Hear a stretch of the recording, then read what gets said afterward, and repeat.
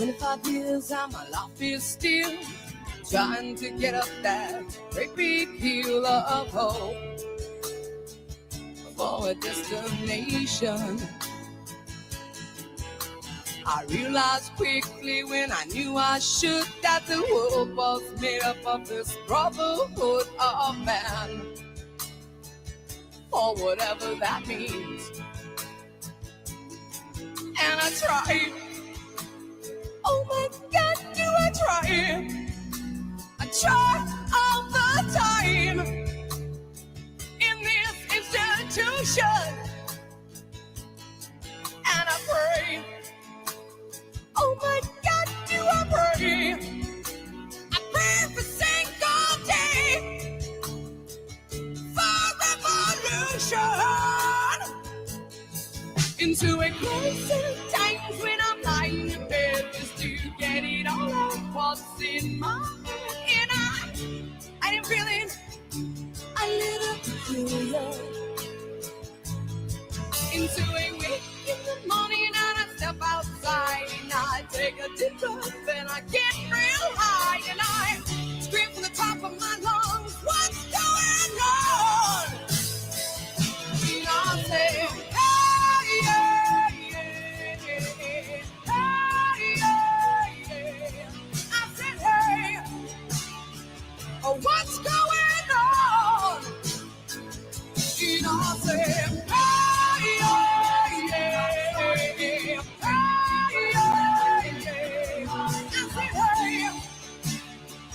what's going on? And I say, ooh, ooh, ooh.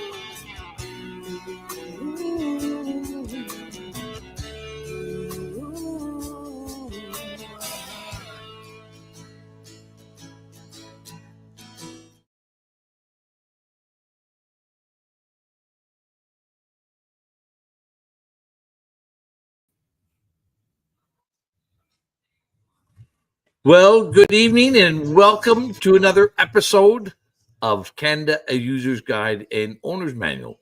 Tonight, we're going to be speaking about foreign interference. It's been hot in the news a lot lately, but just what is foreign interference? And why is it that is when the UN and the WEF and other countries like Israel lobby and donate to our political parties and offer up trips and other inducements, why is that not called interference? But when China does it, then we get concerned. And we should be concerned, don't get me wrong, but there is a difference at play here. And we've known about this foreign interference from many places for a long time.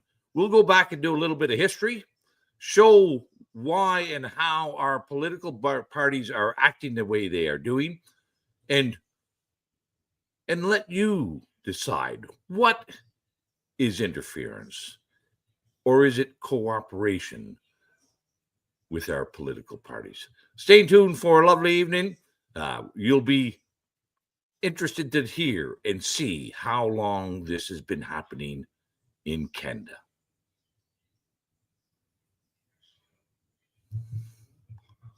It's a Chinese intelligence tactic to label critics of the Chinese Communist Party as anti-Asian or racist. The rise in anti-Asian racism. We go in free trade negotiations with the objective of facilitating the private sector. They're going in with the objective of facilitating the Chinese state meeting its objectives. We already know that they've sent Ebola virus to China and that they're working with the Chinese military scientists. This is known. Welcome to Canada, a User's Guide and Owner's Manual. Welcome to this week's edition of Canada, a User's Guide and Owner's Manual. The talk of foreign interference has been significant lately. Foreign interference in Canada? We told him to release the names. Foreign interference. But is it new?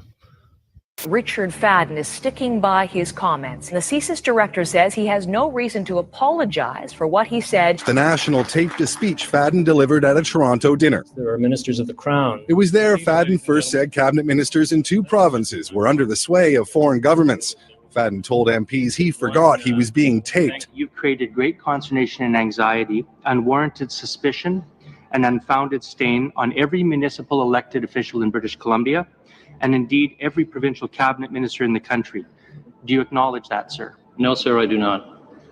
If I had simply said there is foreign interference in Canada, you ladies and gentlemen would all be at your holidays right now.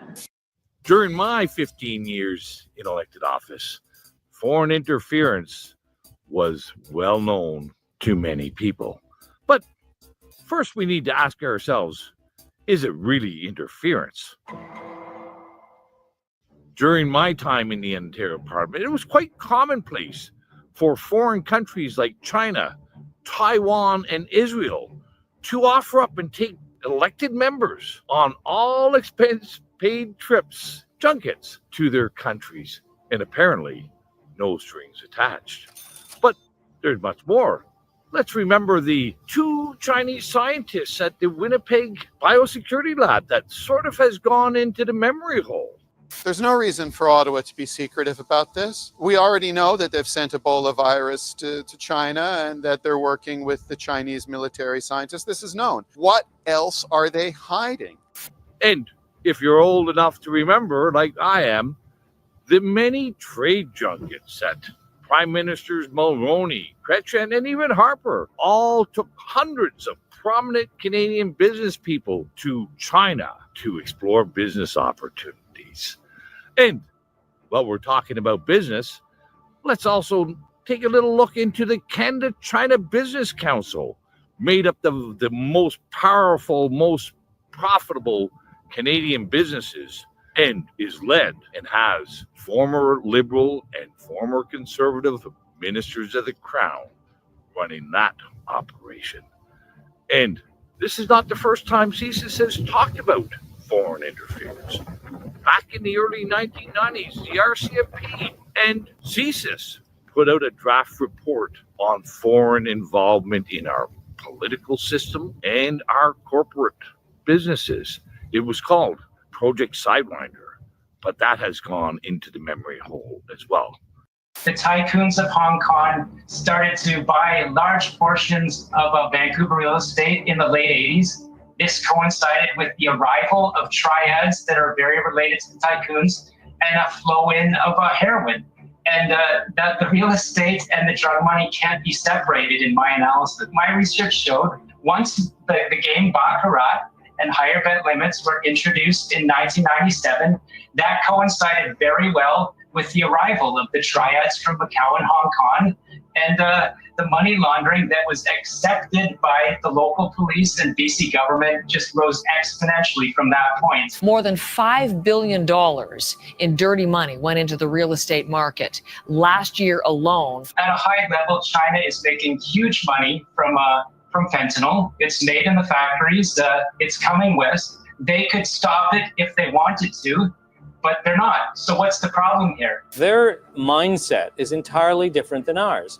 We go in free trade negotiations with the objective of facilitating the private sector. Right. They're going in with the objective of facilitating the Chinese state meeting its objectives. It's a Chinese intelligence tactic to label critics of the Chinese Communist Party as anti-Asian or racist. One of the things we've seen, unfortunately, over the past years is a rise in anti-Asian racism linked to the pandemic and concerns being arisen around people's loyalties. I want to make everyone understand fully. Han Dong is an outstanding member of our team, and suggestions that he is somehow not loyal to Canada should not be entertained. Our Prime Minister is echoing a Chinese intelligence argument, whether he knows it or not.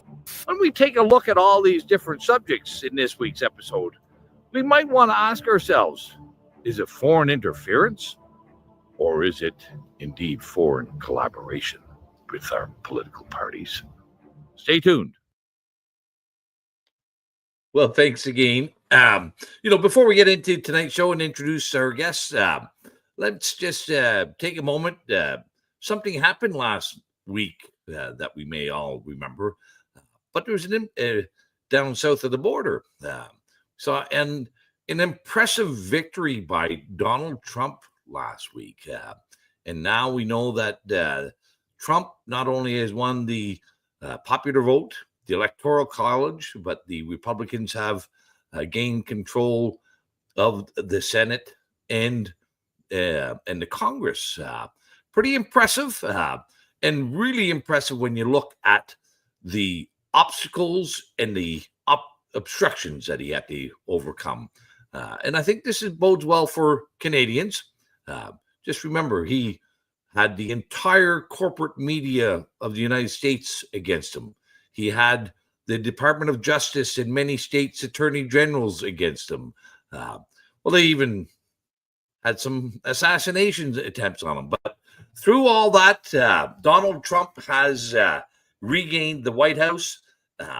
And I think the era of globalism is going to get checked for a little bit. And it's a real great thing, in my view, as well, to see that people like RFK and Elon has joined Donald Trump. So good things are on the horizon. So with that, let me introduce Lee Stewie as a guest for this evening. Hi, Randy. How's it going? Good to see you, Lee. Yeah, you Many too. of you will know that she's a great freedom fighter from Southern Ontario. Yes, I am. There's just going to be a bit of housekeeping before we get started here, just in case you've missed the first 3 or 4 episodes. Well, we're on the 4th one now, but the first 3 episodes of just how kind of this show works. The last portion of the stream is going to be Randy answering your questions that were submitted to his website at randyhillier.com/ask a question. But if you didn't get a chance to submit your question before the stream, you can send in a super chat on YouTube and on Entropy, and we will address those questions at the end of the stream.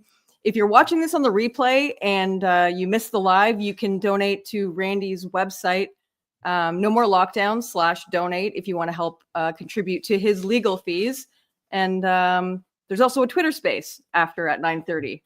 So head on over to Twitter after the stream, and you can interact with Randy there as well.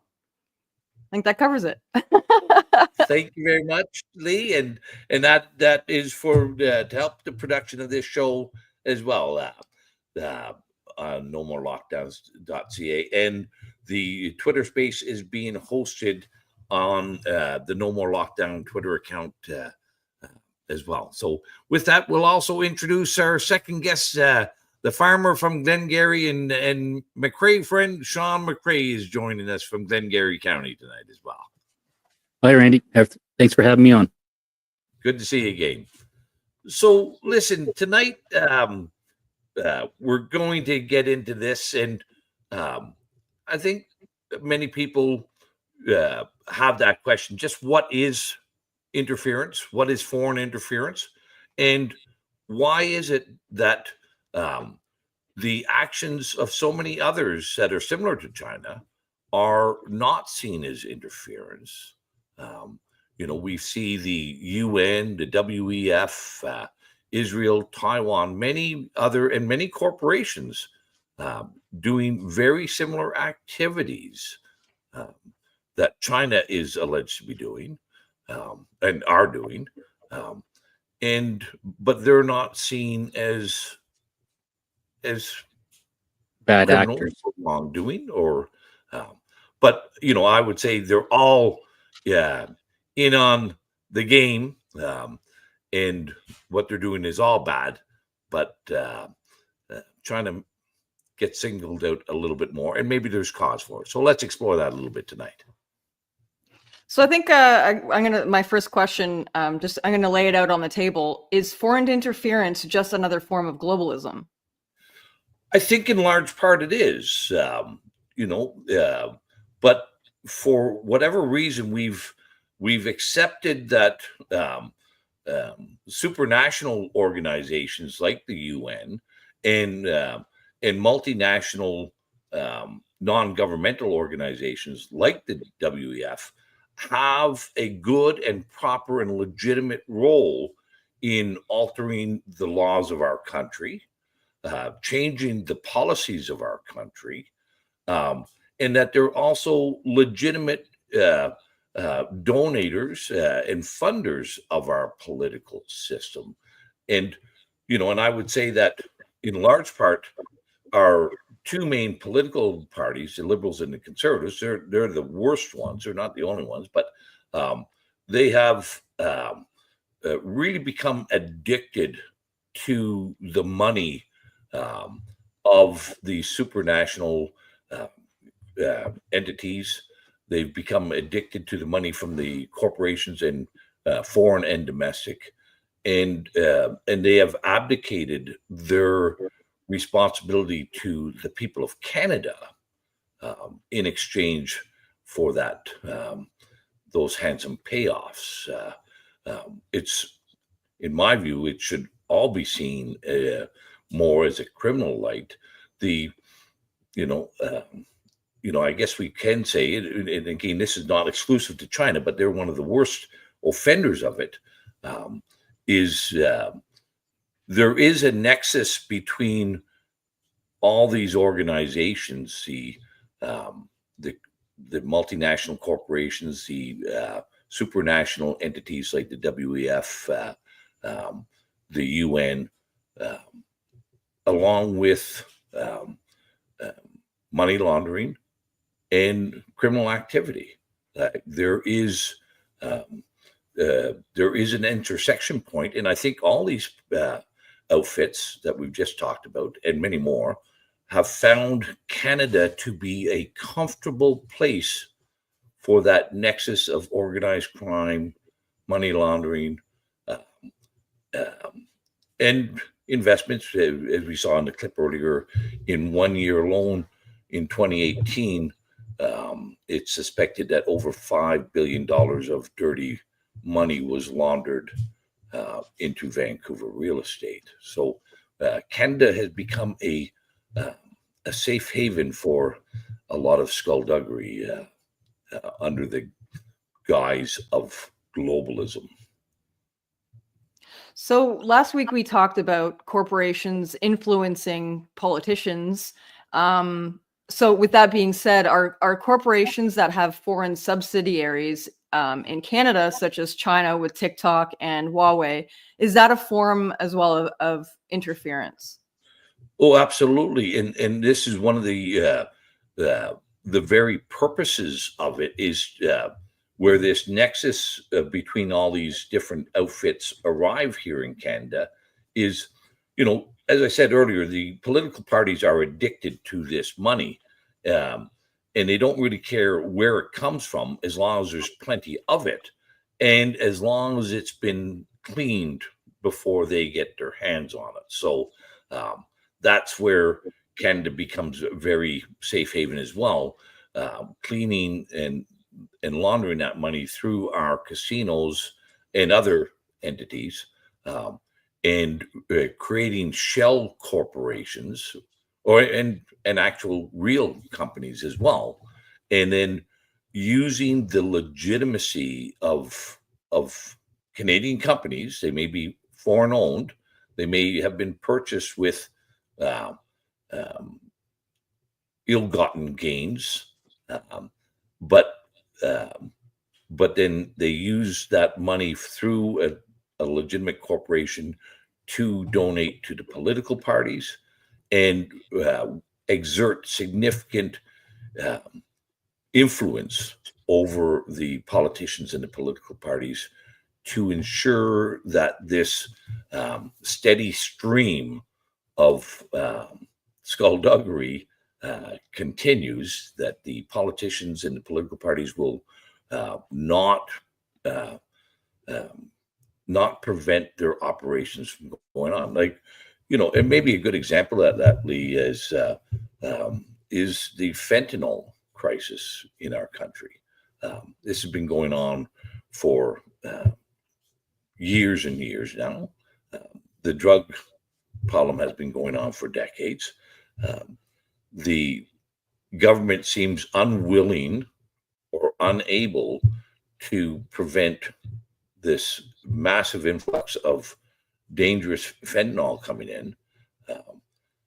But when we think of it, during COVID, the government was exceptionally, they did an exceptional job, and still to this day, they're doing an exceptional job preventing things like ivermectin from coming into the country. It's a little white pill as well. We can stop one little white pill coming in, but if it's from China, we can't. So I think that's an important view. Why are we not able to change these policies, and why are we not able to close up our borders? Well, the people funding our political parties are making sure that these pipelines stay open. Sorry, go ahead. There was a comment. I feel like the kindness of Canadians has been taken advantage of, and I believe that's true. Also,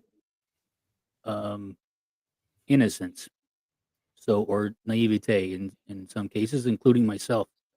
So when I was being raised on a grain and oilseeds farm here in Eastern Ontario,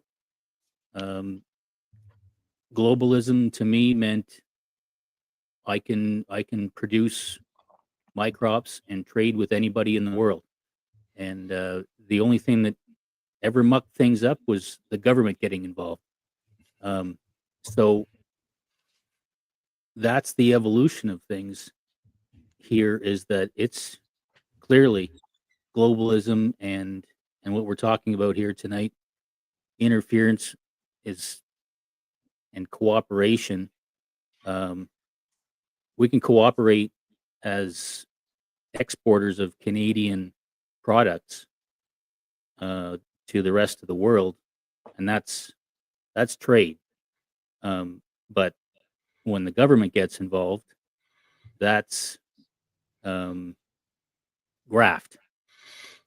So I think there's a couple of important things there, Sean, that you raise up. And one is that people's understanding of what the term globalism is very different for different people. And I think it's been changing with COVID. But when I was younger, it was globalism was sold as things like free trade agreements and harmonized tariffs, so that countries could export and import licensed legal products efficiently. But we've seen that has really morphed. It's no longer just about trade in legal products. It's about, there's a cultural component to globalism now. There's an important social component to globalism with things like DEI, diversity, equity, inclusion. There's a very important social aspect as well, is the diminishment of national borders and the explosion of immigration. And then, of course, it's the harmonized laws for all countries that we saw during COVID, that now the WHO will be the determining factor in your nation's policies for health. And more of these treaties are being signed and undertaken. Yeah, and then the first part of your question was about the innocence and naivety, and I think that is in large part. It's again, it's much harder to take advantage of someone who is skeptical, rather than somebody who is innocent and naive.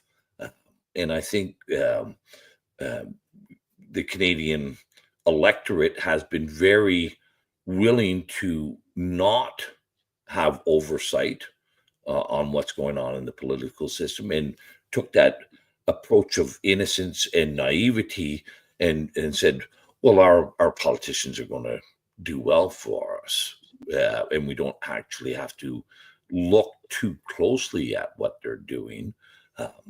And while we were asleep on the farm or wherever else, a lot of bad things were going on. And we'll talk about this a little bit later on. This is, the first documented evidence that the government knew of organized crime and political involvement with organized crime and foreign corporations was in a report called the Sidewinder report that was issued by CSIS and RCMP in 1997, but was so damning and showed just how much the political parties were involved in this skullduggery that the government of the day buried the report and discredited the report. Some copies, as we're seeing, still remain online, but all governments have recognized that did happen, that there was important evidence in there, but they've been successful in creating the illusion that we've just heard about foreign interference for the first time today, but it's been around for 30 years at least. Yeah. So are there any examples of another country interfering with or intentionally sinking a Canadian corporation in order to gain a foreign subsidiary? Yeah, so most of it, there's like China is a giant in the economic world now, so there's a lot of examples of their companies uprooting and displacing Canadian companies, and often in sensitive and classified areas. A good example of is what happened to the great Canadian, iconic Canadian company Nortel, which was the world's leader in telecommunications, and they were taken down, and as the suspicion is, and there's fairly good evidence of this, of Huawei, another Chinese company, and with significant state-owned interests in it, was very successful in corporate espionage and hacking and various different things to steal Nortel's intellectual property and undercut them and place this iconic company into bankruptcy. And I think at the time when Nortel went down, there was I think they still had about 100,000 employees. Many of them located in Ottawa, but also Brampton and various facilities across the country. All their pensioners took a bath when they went down as well. And that's just that's one of the big ones. But there's been Chinese state-owned enterprises now are heavily involved and receiving taxpayer subsidies as well in the continuing in telecommunications field, and also the entertainment industries, the publishing. One of the largest Chinese daily newspapers outside of China is here in Canada, and it was partially owned by the Toronto Star. So they're getting subsidies as well. All the media giants are, and of course, another big place where China is involved is um, in our oil and gas leases and natural resource, pulp and paper, coal, etc., and are all get heavily subsidized in different ways, or are able to be subsidized. There's what makes China their companies doing this somewhat different is because so many of them are heavily or partially owned by the Chinese state or fully owned. So to give a bit of a comparison, it would be like, CBC setting up shop in Shanghai or Beijing and saying we want to compete in Shanghai or Beijing. Now, you and I and most of us would say that the reason why we have a publicly owned broadcaster here is to serve the Canadian people, not to serve the Chinese people in China. But that there are other that's really the significant difference with China as compared to the other countries. There was an interesting paragraph in that Sidewinder document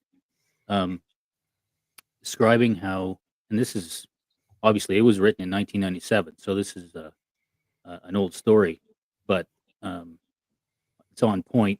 The one of the first types of companies that were targeted were Canadian companies, that is, produced video and audio equipment, and the authors posed the question: how much of the infrastructure, video and audio infrastructure, has been installed across the country in government buildings? So that's old-fashioned espionage right from the Cold War, including military installations. And just to give some credibility to that, the U.S. government has prevented Huawei from they have prevented Huawei from providing any of the infrastructure in the telecommunications in the United States for that specific reason that they believe that the information traveling over their communication systems would be diverted, hacked, and whatever. Canada has not implemented any of those same safeguards or restrictions that the Americans are so concerned about. So again, beggars the question: why is Huawei being treated so with kids' gloves here, but not in the United States? And again, you can trace that back to the level of corporate money coming from China or coming from their organized crime and being laundered here to make sure that Canadian politicians don't restrict or limit their business opportunities here. Listen, we saw that in spades just a couple years ago when I think it was the president or the chief financial officer of Huawei was in Canada and the United States, charged her with criminal offenses, and she was held in Canada. Canada refused to deport her for, I think it was close to 2 years,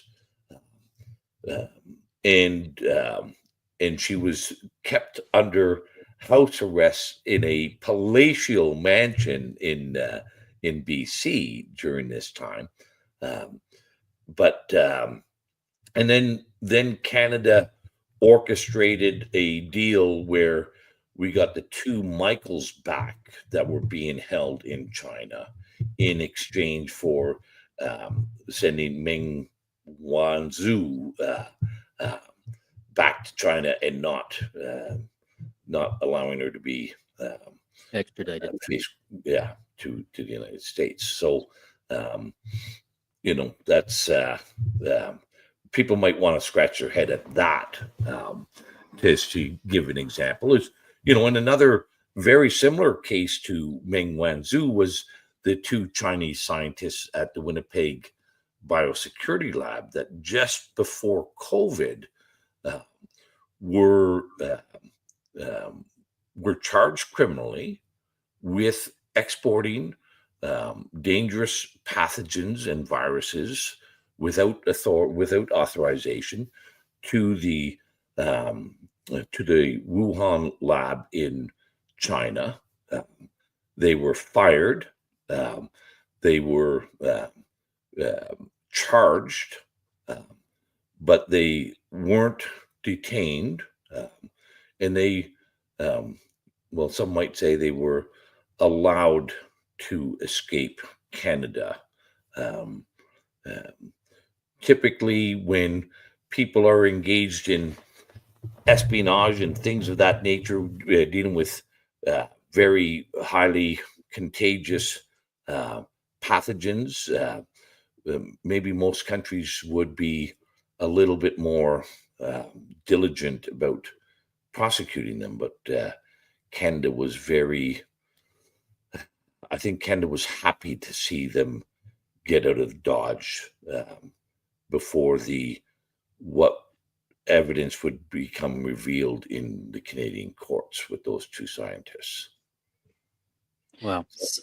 So I've seen this article that says the Center for Israel and Jewish Affairs has taken nearly 25% of Canadian MPs on free trips to Israel. And I also remember the Aga Khan scandal with Justin Trudeau. So what is exactly going on here? Well, it's the same thing, or similar. The parallels are very similar. When I was in elected office, the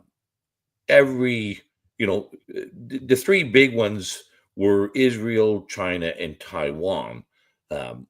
Taiwan has dropped off the agenda, and the two big ones that remain is Israel and China, providing a significant number of inducements and benefits to elected people at the provincial level as well as the federal level. They take them to on all expense paid trips to their countries. They wine and dine these individuals. They put them up in 5-star hotels, take them on exotic and luxurious trips, and also make sure that they are introduced and wined and dined at with significant players in their country, at the consulates and whatnot, and of course, in the States, it's been fairly well known for some time, and getting a lot of information is APAC in the States. But there's a host of here we have the CIJA, but there's also the Canadian Jewish Political Action Committee. There's a number of different Israeli-backed organizations here that are involved with funneling lots of cash to the political parties. And as that note, 25% of our MPs have had a free trip to Israel. Well, why? And why is it Israel and China are the two most prolific players in this? There are, like I said, there are a couple of others, but and of course, at the end of the day, it's to, well, with Israel, we say it's influence. With China, we say it's interference. Um, I don't know how you thread that needle accurately. Both are wrong. Those actions, in my view, are wrong. They should both be seen, um, um, if not as a criminal action, at least a procedural and administrative wrongdoing. But I think it borders close to criminal, because what they are doing is they're convincing Canadian politicians and political parties to take the interests of Israel ahead of the interests of Canada. They're taking and convincing Canadian politicians that the interests of China are more important than the interests of Canadians. I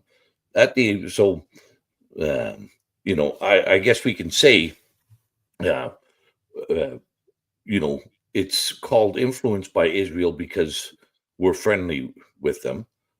It's called interference from China because we're not as friendly with them, not these days anyway. Um, so we're still pretty friendly with them, as we can see from the evidence. But it's Well, criminal. there's a bit of a distinction too in how this has evolved, where Brian Mulroney took an envelope full of cash, and that was a very straightforward, old-fashioned deal. Whereas, as you're describing the junkets, it's also about stroking egos and a little bit of mind control and maybe a little bit of getting some dirt on somebody so that they can be more easily controlled. Yeah, I don't think it's so much dirt. It's a big part of the con that goes on nowadays is like these people will come to your office and they'll say, Randy, you're such a nice guy. Your constituents love you. You do such a marvelous job representing them. We want you to come and we want to show our appreciation for just how good you are. And we want you to show our people what it takes to be a great representative. And, the flattery and the skill of the con is pretty good. And, as the old saying, flattery will get you everywhere. When you're dealing with politicians, a little bit of flattery goes a long way with ego in politics. So I don't think now they may get dirt because not that I've never taken anybody up on a free trip to Israel. And I know if China had ever invited me to go to China, they probably would. I'd be in with the Uyghurs, or I'd be in the organ harvesting detention camp. I've always been a very outspoken against communist China, so they never invited me, and I certainly would never have gone. So, but no, I've not taken any of these trips anywhere. It's I think it's just a dangerous step for politicians to take. It reminds me of the Pinocchio story when he was invited to Candy Island or whatever it was called. Yes, yes. I haven't seen that in a long, long time, but there was some flattery involved there, and all the sweet treats that were going to be there, and it was a hard lesson to learn. Yeah, for Pinocchio, and not a new story. Obviously, Pinocchio has learned that lessons a lot better than our politicians have. Yeah. So you brought up Project Sidewinder, and I think we should kind of go into that a little bit, because I had never heard of this until you brought it up in your video. To a lot of people, hearing about foreign interference lately is a huge scandal, but according to Project Sidewinder, this has been going on since the early 1990s.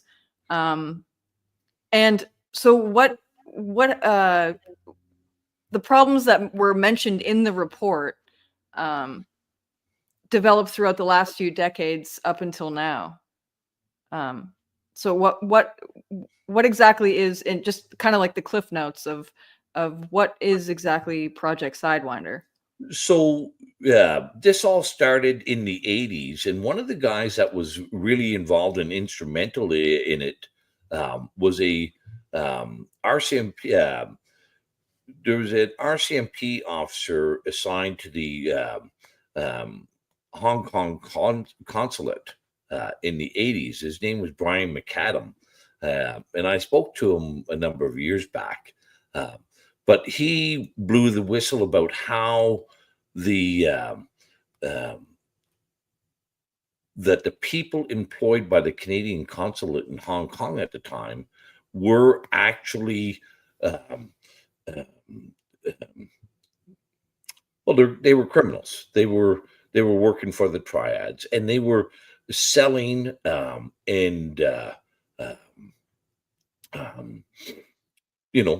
visas and passports, and facilitating. This was in the 80s, and a lot of the criminal guys were trying to get their dough out of Hong Kong before China took over, and so I think it was McAdam was the first one to release this story. But anyway, he was certainly involved in it, and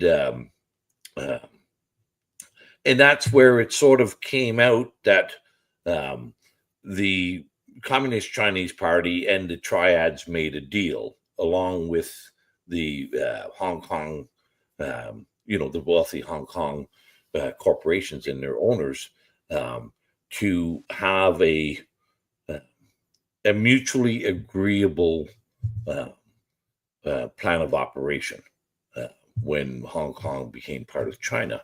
So that's what Project Sidewinder, although it was written in 1996 and publicized in 1997, it talks about this stuff going back to the 80s.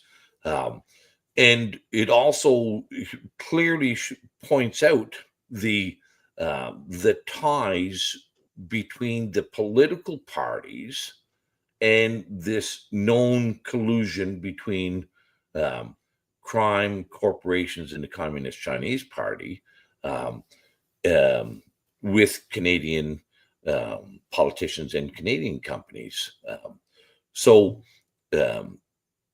When that came out, when the draft report came out, CSIS was instructed to never let it see the light of day. But one of the authors of that report, Michel Junot Katsua, has been at the parliamentary hearings on foreign interference. He's a private consultant now, but he was the director, the CSIS director for the Asia desk back then, and he's still going on about foreign interference. I don't know why he hasn't come out and said it's obviously cooperation, when for 30 years we've known about this, and everybody pretends that it's just happened for the first time.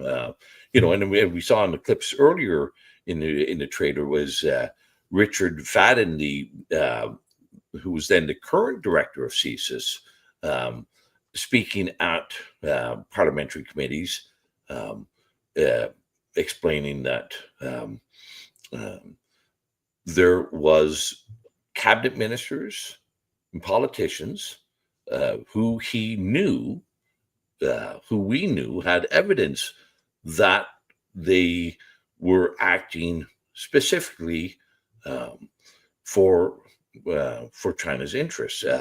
When I was in the legislature, it was the Liberal minister at the time was Michael Chan, that it was floated out that he was involved in that. And then also Han Dong, who was a member of the Ontario legislature and then went on to become a member federally. But there's been other names as well that have been bandied about, Vincent Key and now a number of senators as well. But I think, that misses the point when we're naming individuals, because it is the political parties know full well. I'll share one little story. It's a minor story, but I think it's interesting. Back in 2009, it was the 60th anniversary of the Communist Chinese takeover of China, and they wanted to raise the flag, the Communist Chinese flag, at the legislature, and we had a caucus discussion about this, about who was going to go and attend, and I was outraged. Outraged first that the Communist Chinese were going to be raising their flag at the Ontario Parliament, and that we were all supposed to go out and celebrate and applaud this. And I said, hold on here. I think we're supposed to be conservatives, and we're supposed to be free market capitalists, and we should not be applauding and commemorating the 60th anniversary of one of the most brutal, murderous regimes that human history has known. Well, did I get a spanking in caucus that day? I was. They knew after the flag raising event, the entire Chinese consulate, as well as a significant number of their corporate Chinese corporate interests, etc., were meeting with all the political parties at Queen's Park afterwards. The political parties saw this as a great opportunity to further build their relationships, further establish financial interactions with these people. I was told that regardless of my protestations, the communist flag was going to be risen at the Queen's Park that day. And I wasn't welcome to be there. But how does all this sit with say the Five Eyes and the allies that we have had for generations, and working together in terms of intelligence communities and policing? Well, I think Australia is in a very similar position as Canada with China. In many aspects, they are a destination point. They're not as lucrative for the Chinese to do as much there commercially, because the Chinese state-owned enterprises purchasing Canadian companies give them a ready access and a competitive advantage for access into the American markets, as well as the flow of drugs like fentanyl and whatnot. It's just a much bigger market. Going back to the Five Eyes, like that's a I don't like that organization. And for people who aren't aware, that's the UK intelligence agencies, the GCHQ, the MI5, MI6. It is the Canadian CSIS and the Communication Security Establishment, along with the parallels in Australia, New Zealand, in the U.S. Homeland Security, national, and that whole apparatus. So this is an interesting part of that. All of these countries, we all have the similar laws that we are not allowed to spy and eavesdrop on our own citizens. We can do it elsewhere. Like our CSIS and our CSE can listen in to conversations around the world, but we're not allowed to listen in on to Canadians, apparently, unless there's a warrant. So each of the countries have that similar law, but there's no law that prevents CSIS from sharing their eavesdropping in the United States with the Americans, or the Americans listening in on Canadians and then sharing it with CSIS. So that's one really apparent loophole here. So everybody's listening in on everybody, and they're all breaking the law, but it's all legal type of thing. I think the Americans have some level of caution about how high up the intelligence chain Canadians are provided with. I think there is some caution about how tight our ship is. Yes, I agree. And so I don't think I don't think they have that same concern with Mossad in Israel or some of the other intelligence agencies. But I don't think Justin Trudeau or our intelligence services are their premier ally in many aspects. They want to be very cautious about how much information they provide, because I think we have a leaky ship here. Yeah, for sure. So we're reaching the last portion of the stream here. So if you want to send in a super chat to ask a question, I suggest now would be a good time, just so we can get things closed up. Let me throw one more thing out, though, Lee. There's a little story that people may have forgotten. It was just a few years ago, when just after Justin Trudeau got elected as prime minister, there was a big brouhaha and cash for access scandal where a couple of Chinese billionaires got together with their friends and Justin in some Toronto mansions, and then this billionaire gave $200,000 to the Pierre Elliott Trudeau Foundation. I don't know if you remember that story. I do. But then they also gave another $50,000 to build a monument to Pierre Elliott Trudeau in Montreal.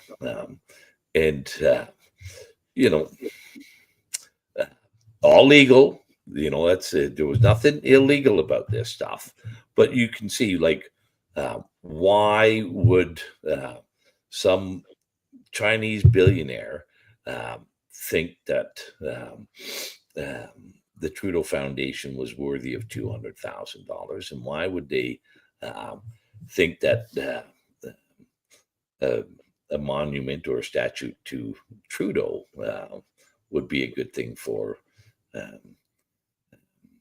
Montreal to have and for them to pay? But it's the whole gamut. Most of these guys are also very heavily involved in our banks. They're heavily involved in our real estate. So having friends and allies who are making the laws is very profitable, and it's profitable each way, as we can see from and those are just the ones that make it into the news, but there's lots of other stories that don't make it into the news. Well, the Han Dong situation, they covered that one up really quickly by telling people that if they were to speak about him, you are racist. So people, didn't want to talk about that anymore. That was a good way of shutting it down. And I think a great way to solve these problems is to would be not allowing MPs to have dual citizenship. But with that being said, like, what are some rules of engagement for Canadian politicians and businessmen when dealing with foreign countries to make sure we're putting Canada first? Well, I'm going to say, both are, as that screenshot showed, conservative or liberal, both major political parties are addicted to this pipeline of foreign money, whether it's whatever country it comes from, and they're not going to give up those pipelines. So I think as long as we have the two major parties involved, Canadians will always be at putting a compromising and risky position with our politicians. But I think there's a couple other things. We need, one of the things that allows corruption to expand is the size of government. The more jurisdiction, the more authority, the more responsibilities government have, that opens up far more avenues and opportunities for corruption. So I think that's another really important element that people need to understand. If we want to keep growing our government, we are going to keep growing the interference, the cooperation, the influence of foreign money and foreign players. But I think we also need to look at the penalties that politicians are getting from our integrity commissioner. I think, what did Trudeau's penalty for accepting a $25,000 gift that he wasn't allowed to accept by going to the Aga Khan's island and spending Christmas there? I think it was a $200 penalty. And until there's actually some substantive penalties, the general public views a $200 penalty as something not much different than a parking parking violation or a speeding ticket. So they're not going to place much interest in it. But it's also how I know, for example, in Ontario, members of the public can't lodge a complaint against an MPP's actions under the Integrity Act. And that's similar in many places. And I think we need to broaden those acts out so that people can actually successfully lodge a complaint if there's wrongdoing. And then we also need to broaden out that legislation so that the people who do blow the whistle on politicians who are involved in this sort of behavior are offered some sort of substantive protection. Right now, we can see if anybody was to blow the whistle on these people, our courts would take a heavy hand against the whistleblower, not the villain. So, here's a good example. There's just recently there was a RCMP director who was alleged to be engaged in espionage for foreign, and they say China. And he was sent away for, I believe, 15 years. It was his sentence. There was much discussion and much talk that he was actually going to be blowing the whistle on the foreign interference in our political structure. His name was Ortiz. And it was just earlier this year that he was convicted. But that's another interesting story. It looks like he was actually blowing the whistle, and the government has put him away. So all these guys, as we can see from Project Sidewinder, the cash for access scandals, the political parties are doing everything possible to disguise their cooperation and call it interference. But then at the same time, not a single one of the 338 members of the House of Commons have demanded or spoken out in the House saying, I want to know the names. And why is it that not a single one of the 338 have asked for the names to be revealed?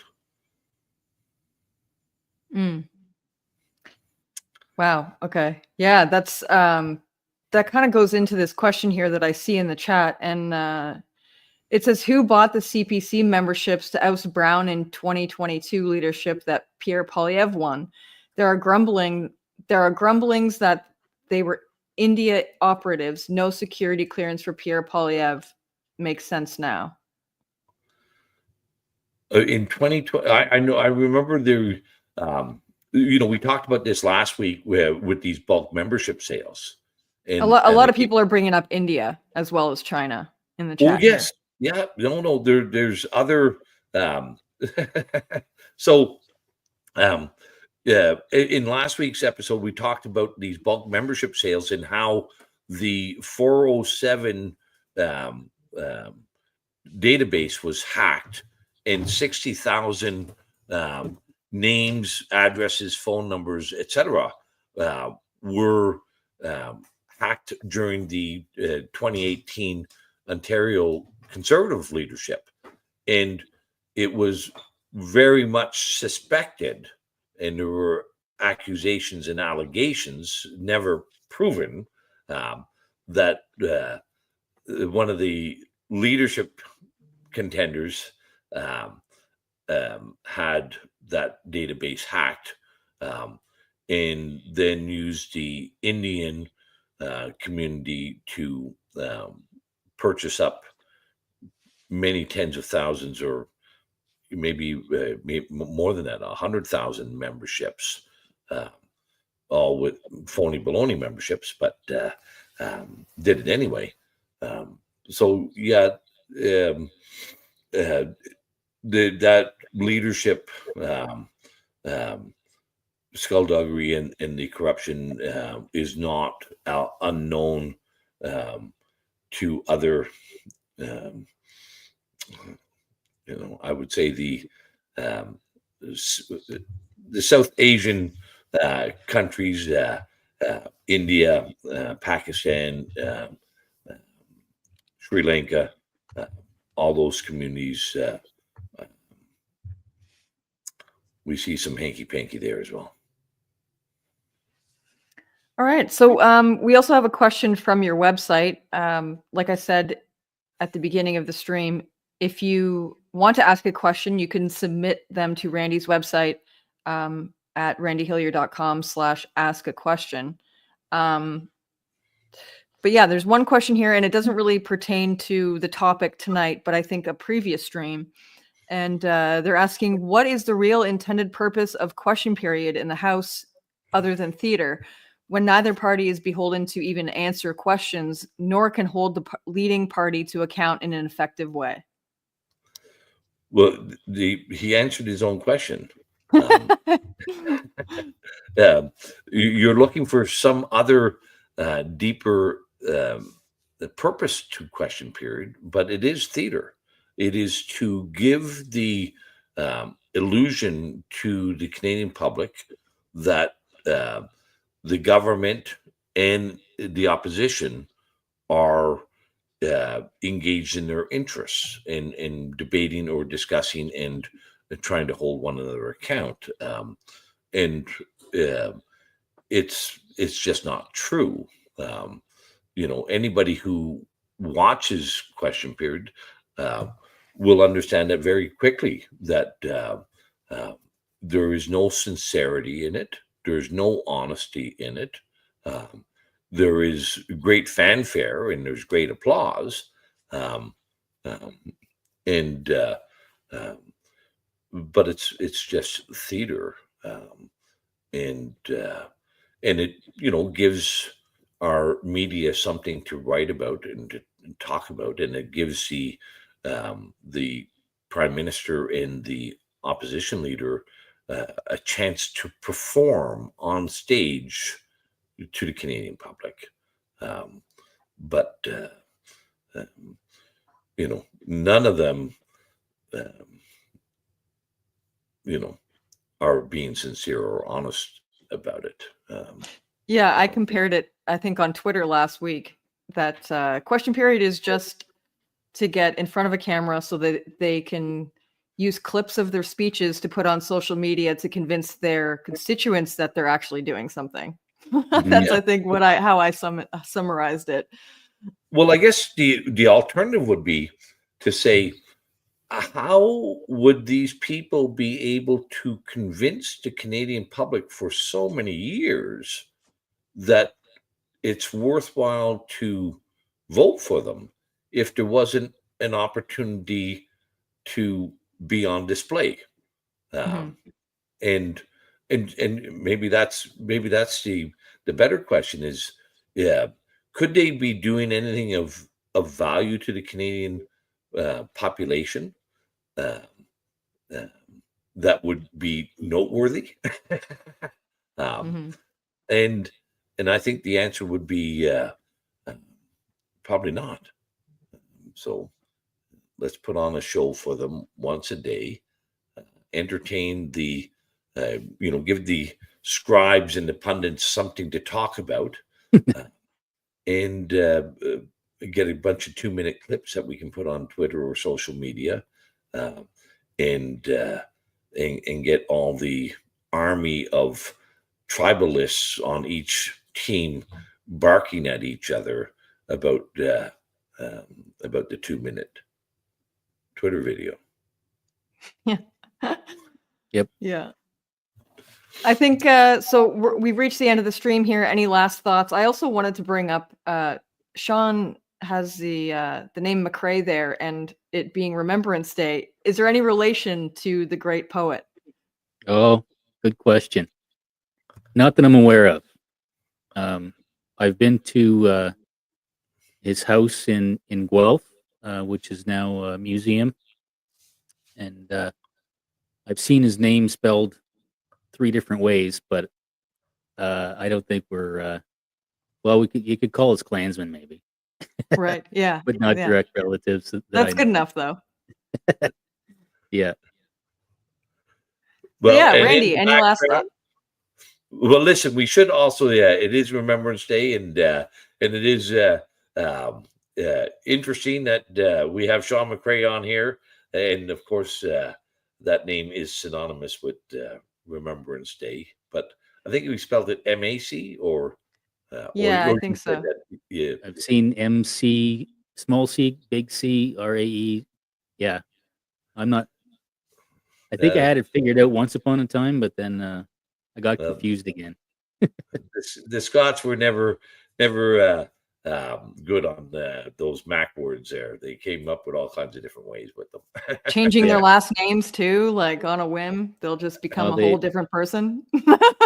Well, listen, they must have left it to the representative of the king at the immigration office when they got off the boat and walked into the bush. Well, listen, thank you, everyone. I've had a lovely evening. I hope we got some good information out there for people to consider about globalism and foreign interference and or influence or cooperation, however you want to call it. Next week, we've got another guest coming on with us. We're going to be speaking about the Constitution, and we have a professor of law from Queen's University. Bruce Pardy will be joining us. Many people will know of Bruce Pardy. He was one of the few and one of the most vocal critics during COVID in the legal profession. He was in Ottawa, and he was honking his horn with many others for freedom in Ottawa and many other places. So it's going to be, I think it'll be an interesting show. We're going to talk about, the Constitution, the difference between common and statute law, maybe the amending formula, and of course, whichever other questions people have. So tune in for next Monday, and we'll talk about why some countries have a constitution and others don't, and do we have a good one or do we not? And whatever other questions that you may have for next week. So thank you very much. Thank you, Randy. Thanks, Randy. Thanks, chat. We'll see you next week. Good seeing you. We'll see you again next week. Bye-bye.